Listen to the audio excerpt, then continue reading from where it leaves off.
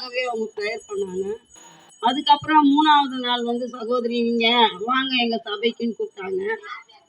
அந்த சகோதரி கூப்பிடும்போது நான் ரொம்ப கிண்டல் பண்ணேன். இவ்வளோ நாள் நல்லா இருக்காத 8 வருஷமா நல்லாவே ஆகல. இப்போ இட்டுன்னு போன உடனே நல்லாயிடுமா? விஜய் ஹாஸ்பிட்டலும் அப்பாலா ஹாஸ்பிட்டல்லையும் பார்த்தேன்.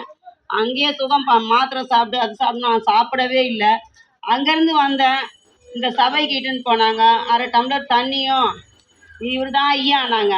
ஐயான்னு ஐயாலாம் சொல்ல மாட்டேன். ஐயா கொய்யாலாம் என்கிட்ட சொல்லாதீங்க, நான் சார் தான் சொல்லுவேன்.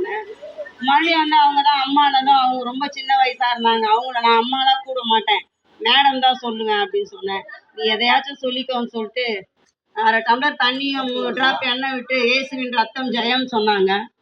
இயேசுவின் ரத்தம் சொல்லிட்டு எனக்கு கொஞ்சம் மூஞ்சில தண்ணி அடிச்சு உன் கிட்னியில் இன்னைக்கு கல் போச்சுனாங்க. இதுனா மேஜிக் அப்படின்னு கிண்டல் பண்ணேன். அது எப்படி போயிடும்? இவர் தண்ணியை வச்சு எண்ணெயை வச்சு பண்ணால் அந்த கல் போயிடுமான்னு கிண்டல் பண்ணேன்.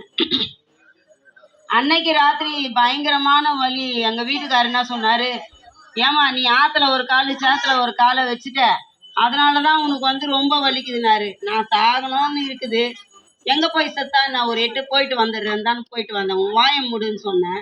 சரின்னு அவரும் கம்முன்னு இருந்தார். பயங்கரமாக வலி ஆன உடனே நான் உருண்டுனே கீழே போன உடனே எங்கள் வீட்டுக்காரர் யாருமே என்னை எழுப்பவே இல்லை. அப்படி எழுப்பாத போது என்ன ஆச்சுனாக்கா, நைட்டு கரெக்டாக 2 மணிக்கு எனக்கு ஒரு கனவு வந்தது.